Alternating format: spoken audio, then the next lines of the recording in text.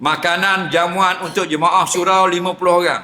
Lepas tu kita jadi tukang agih makanan jemaah. Sebelum jamuan bermula, kita asingkan sedikit untuk kita sebagai tukang agih ini untuk buat makan di rumah.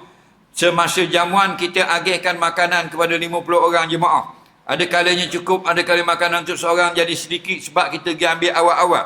Nak tanya hukum kita ambil makanan itu halal ke haram? Jawabnya tengok dulu. Adakah disediakan untuk dimakan di situ atau disediakan untuk orang yang hadir dan juga telah disediakan untuk AJK yang menjagakan urusan. Kalau dia memang diberikan urusan orang yang menjagakan urusan, maka boleh ambil sekadar seorang makan sahaja kalau tidak ada lebih.